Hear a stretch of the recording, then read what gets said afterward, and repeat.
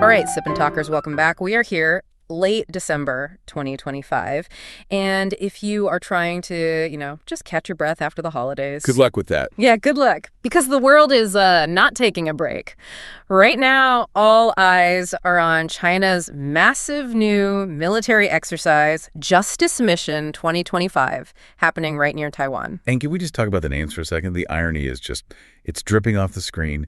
You've got a military encirclement called Justice Mission. Right. And then you have Russia's scale invasion of Ukraine, which is, 3 years in? Yeah. And it's still officially a special military operation. It makes you wonder if there's some, global PR firm out there with a special naming generator for authoritarian powers. They're all sharing the same password. It's wild. But I think, this isn't just a coincidence. This isn't just cynical branding. What we're seeing feels like a very precisely synchronized global stress test. So for today's Sip and Talk, we want to set a premise that's maybe a little extreme, but I think it cuts through the headlines.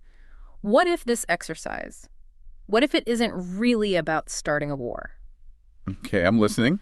What if China's Justice Mission is really just a cover, a smokescreen to mask its real goal, extracting the very last, most vital lessons from that enormous, grinding meat grinder up north in Ukraine? So you're saying the show of force in the Taiwan Strait is actually about the war in Europe?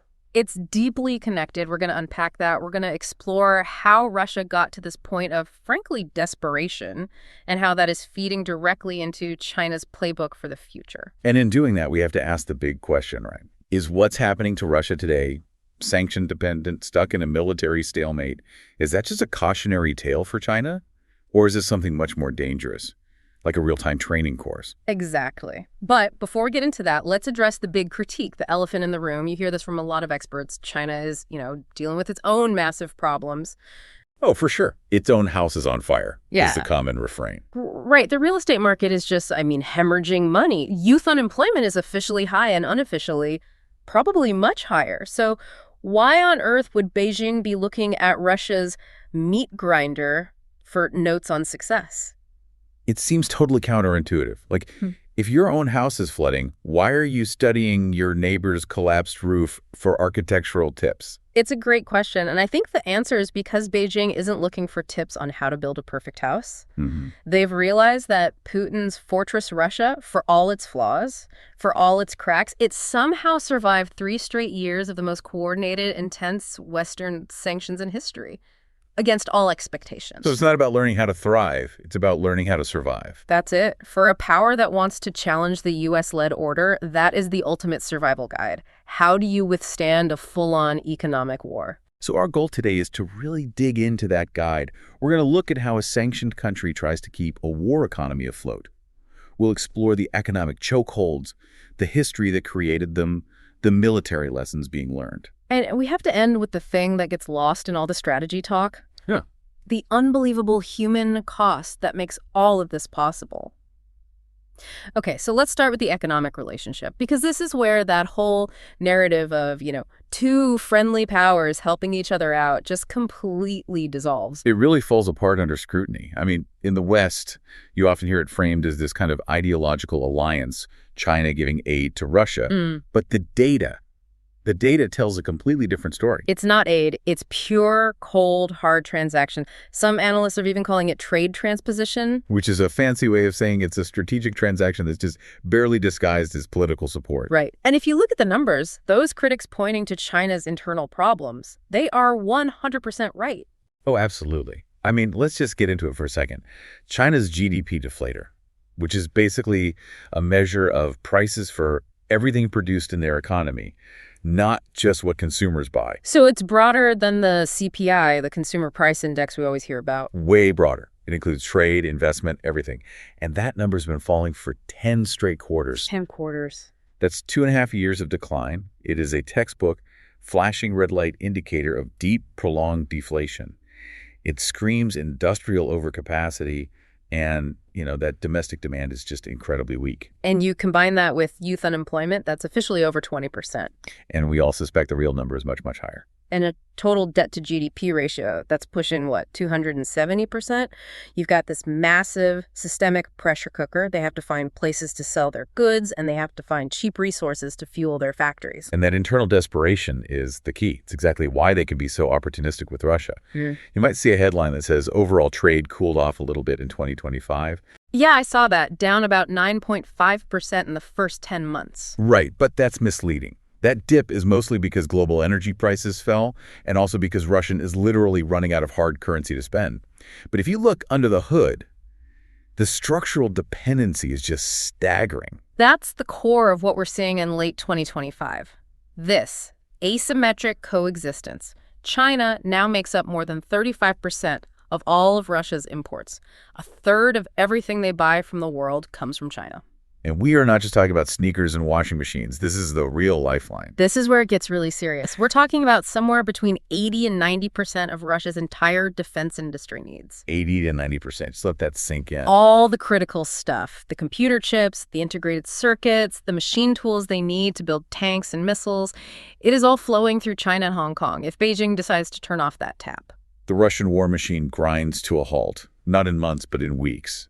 It is, and this is not an exaggeration, the life support system for the entire invasion. And the financial side of this relationship is just brutal. It is completely one-sided. It's not a partnership. It's predatory. Yeah. China is using Russia's desperation as an economic weapon. They're buying Russian oil, gas, coal, all at a massive discount, way below the global market price. So Russia is selling off its crown jewels at a loss. At a fire sale, yeah. Just to get enough cash to fund the war for another month and to keep those Chinese electronic components coming in.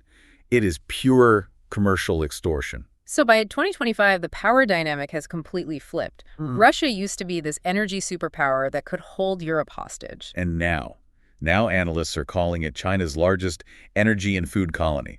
It's been degraded to a junior partner, a vassal state. When you were at the head of NATO say publicly that China is Russia's lifeline, that's not just diplomatic talk. No, that's just a statement of fact. It's a statement of geopolitical reality. Okay, so that brings us to the strategic why.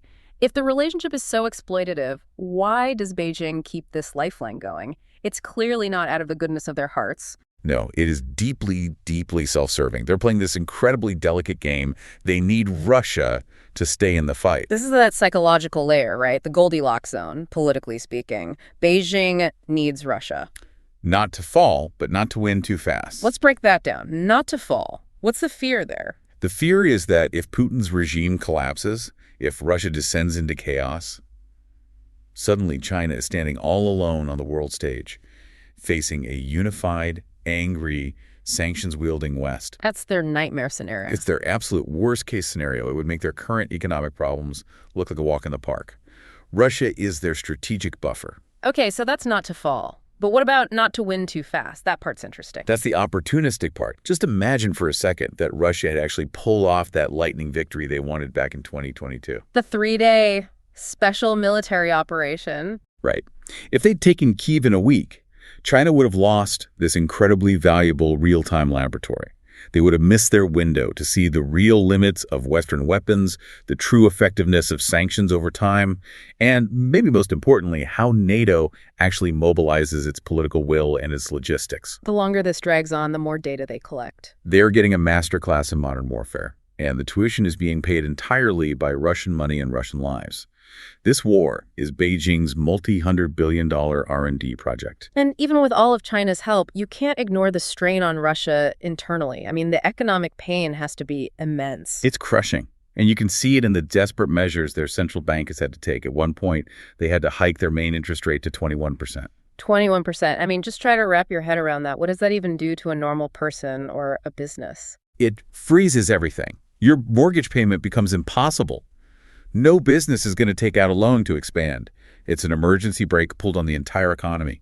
It tells you that even with cheap Chinese goods on the shelves, the domestic economy is seizing up. They're sacrificing their entire future, their long-term growth. Just to pay for the war day by day.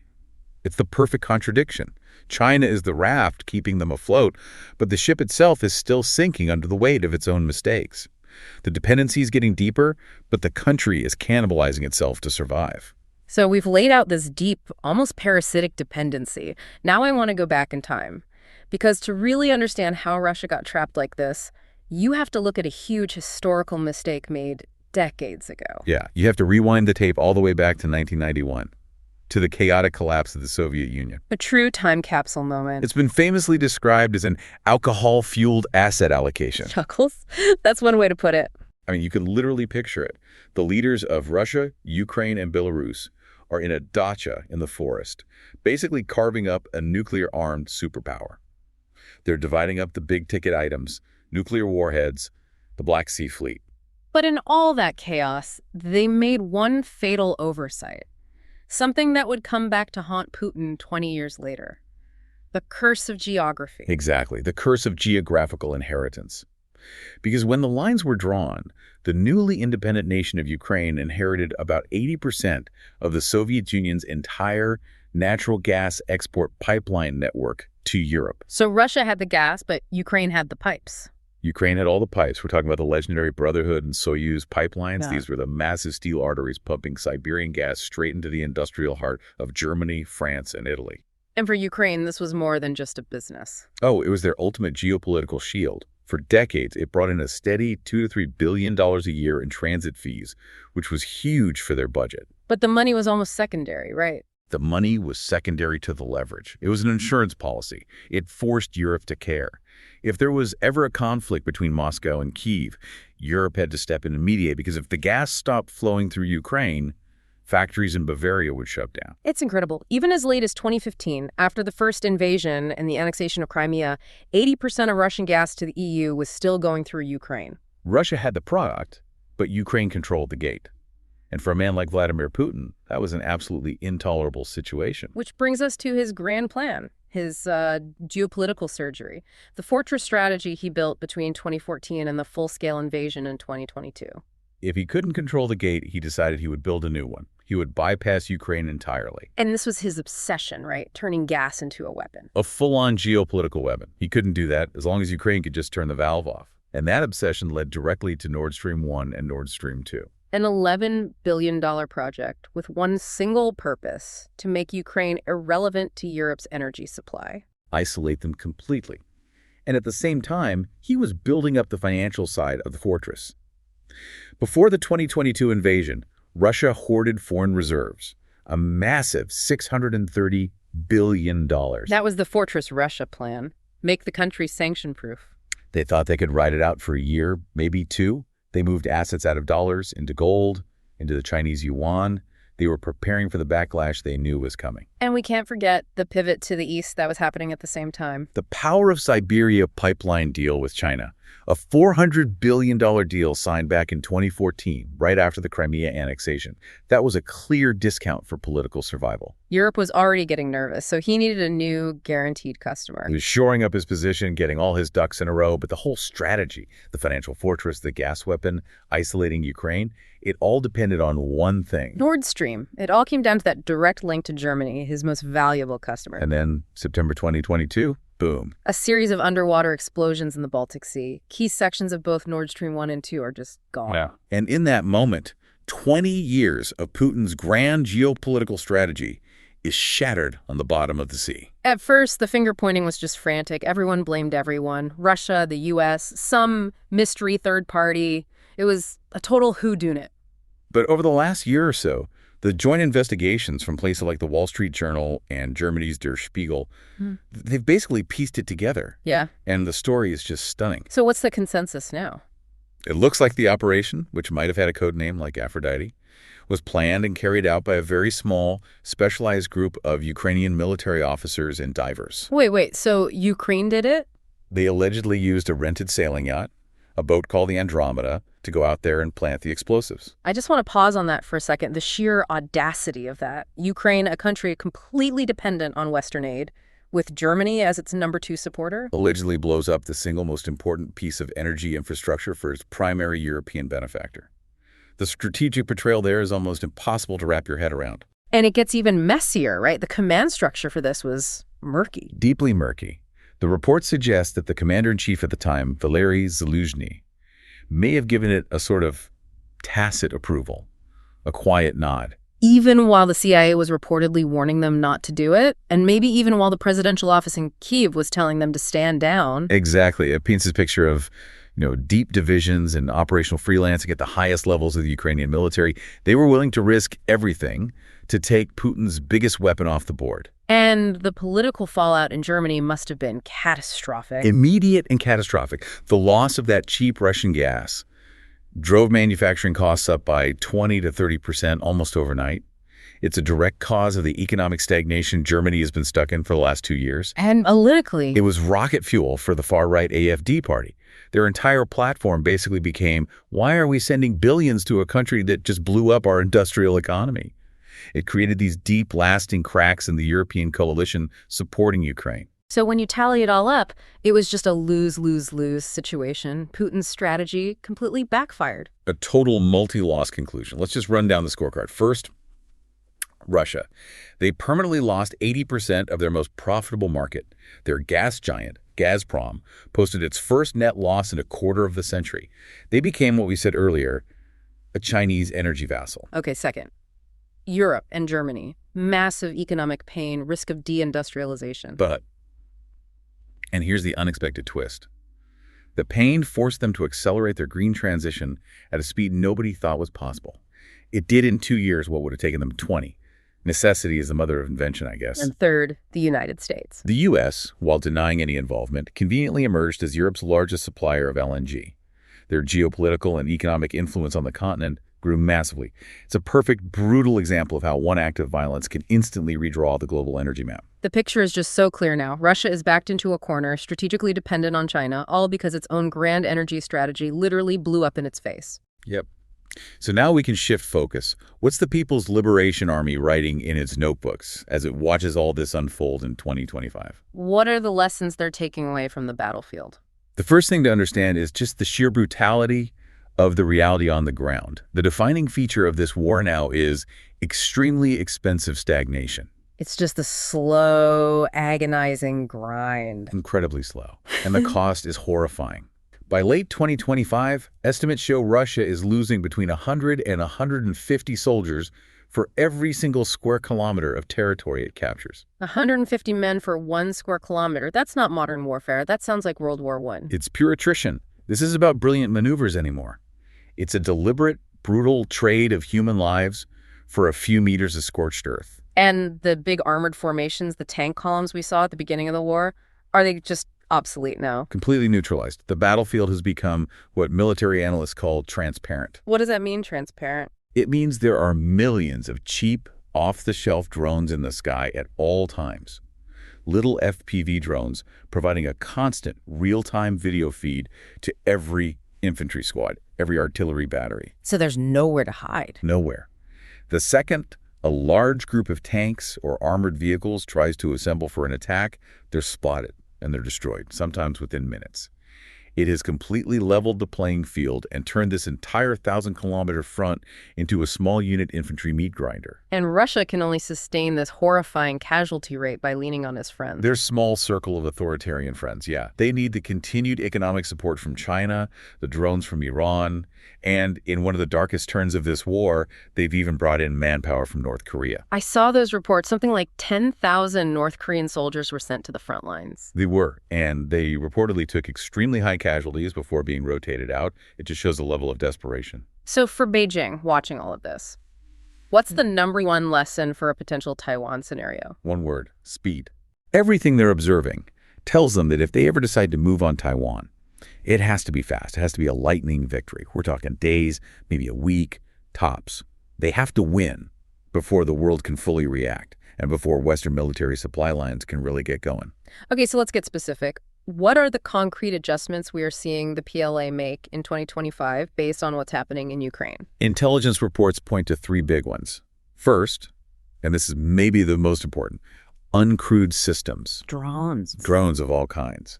Ukraine's most shocking victory was using these cheap, unmanned sea drones, the Sea Baby vessels, to cripple Russia's powerful Black Sea fleet. That was a revolutionary moment in naval warfare. And China took notice. They took notice immediately. The latest DoD reports show a massive increase in Chinese R&D spending, specifically on maritime uncrewed vehicles. They know that any invasion fleet they send across the strait will be a sitting duck for thousands of similar low-cost drone boats. So they're learning how to defend against the very weapons they know Taiwan will use against them. It's a real-time arms race being fueled by battle reports from Ukraine.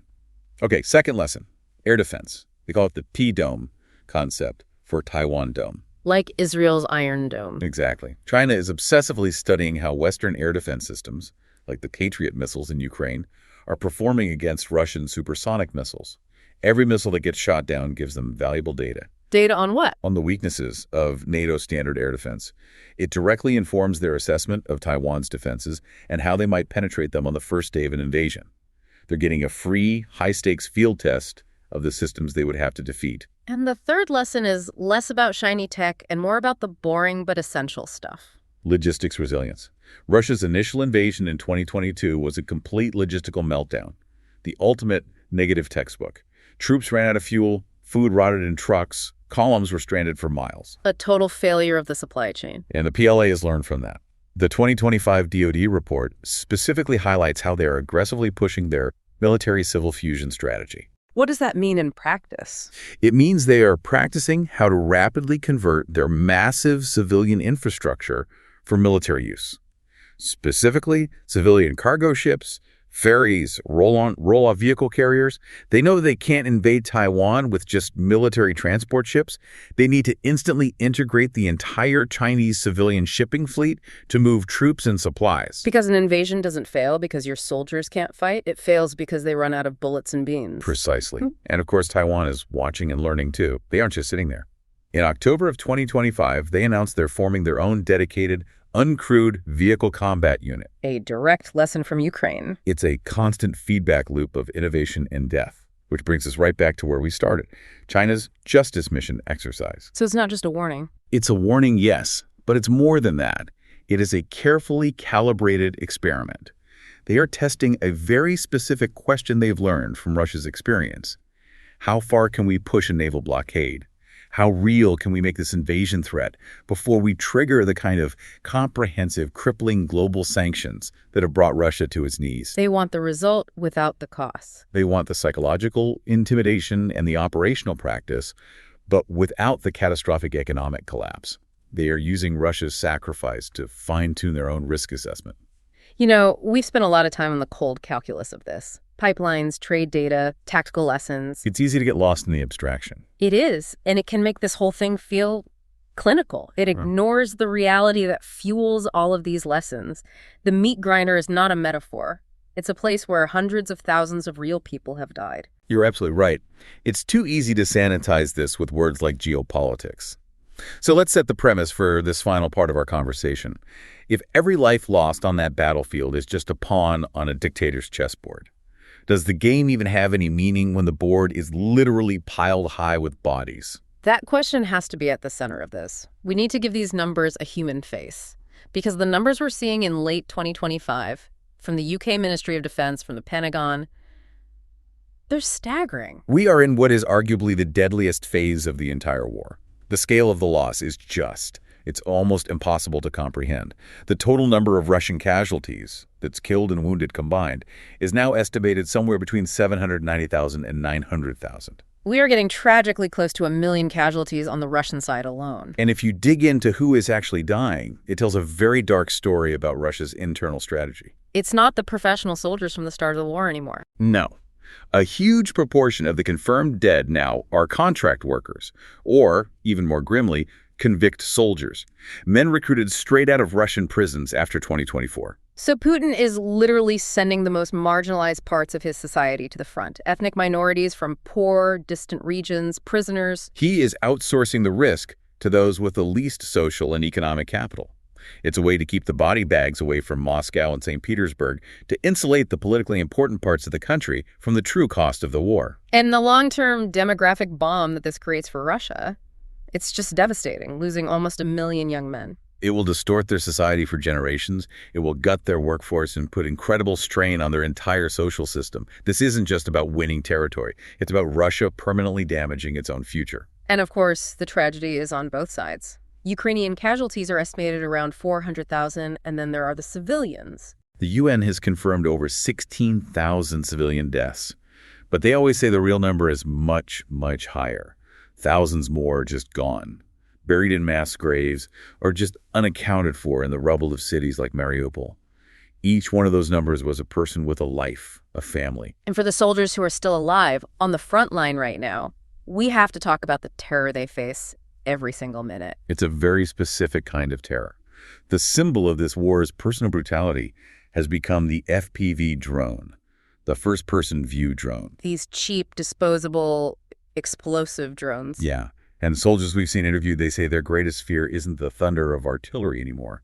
It's a sound, a very particular high-pitched buzzing sound. The sound of an FPV drone getting closer. It's the last sound so many of them hear. Because when the buzzing stops, it means the drone is diving.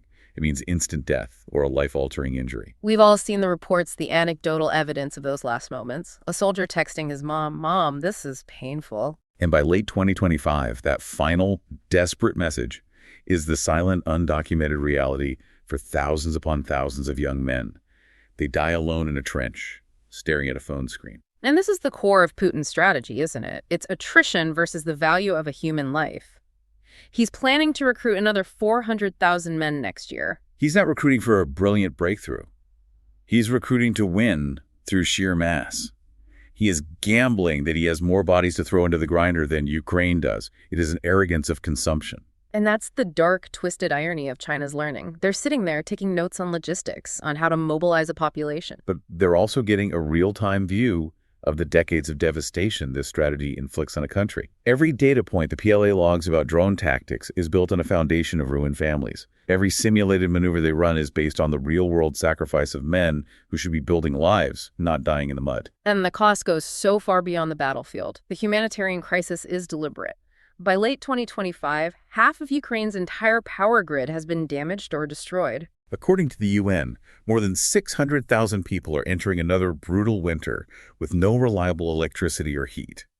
This isn't an accident of war. This is a strategy to break civilian morale, to make the country unlivable. It makes all our talk of strategy feel so hollow when the real price is people freezing to death. You know, when you look at this whole tangled mess, the lopsided trade, the strategic lessons, the unimaginable human suffering, the term geopolitics just feels so small, so inadequate. It feels cold, too abstract. That justice mission exercise near Taiwan, it's not about justice. It's an anxious survival drill for Beijing. That's a great way to put it. They are terrified of ending up like Russia, but they're using Russia's tragedy as their personal training ground. They're seeing firsthand that when you learn the lessons of war, you run the very real risk of being consumed by it. And the goal of this Sip and Talk, as always, is not to point fingers at any one nation or people. Our mission is to follow the facts where they lead and just present them objectively so you can form your own conclusions. The clearest truth to come out of all this is that people are not pawns on a chessboard. And the cost of playing this game is just beyond calculation. The hope, I guess, has to be that China's real-time combat notes actually instill a sense of profound restraint, a sense of awe at the true price of modern war, not just a sense of opportunism. Because the lessons coming out of that meat grinder are brutal, and they are crystal clear. And that brings us to our final provocative thought for you to think about as we close out the year. We spent this time detailing this fragile, asymmetric relationship between Moscow and Beijing. Russia needs China's tech to survive. China needs Russia's cheap energy. So what happens to that delicate balance if suddenly the war ends? What impact would a potential swift peace deal in 2026 have on this whole dynamic? Specifically, a deal that comes from a major political shift in the U.S. Let's say, for the sake of argument, the return of President Trump leads to his stated policy of ending the conflict very quickly, maybe by forcing Ukraine into a deal. That would be a nuclear-level shock to the system. How so? Well, if Western weapons and aid to Ukraine suddenly dry up and Kyiv is pressured to accept a deal, two things happen instantly. First, Russia's desperate need for Chinese life support diminishes overnight. They're not fighting a high-tech war anymore. And second, China loses its invaluable real-time military laboratory. The data fire hose gets turned off. So would a newly empowered Russia, maybe free from some sanctions, just go back to being a junior partner? Or would they use their new leverage to challenge China's growing influence in places like Central Asia? Does the junior partner suddenly decide it's time to renegotiate the terms of the relationship? It's a fascinating and, frankly, terrifying scenario, a true tectonic shift in global power. Something to definitely think about as we head into what looks to be a very uncertain new year. As always, this discussion is based on publicly available information. Thank you for joining us for this pretty intense Sip and Talk. And please remember to subscribe to the Sip and Talk podcast. And you should also check out our good friend Mickey's YouTube channel, Mickey to Life, for fun memes and his latest travel vlogs. We will see you next time.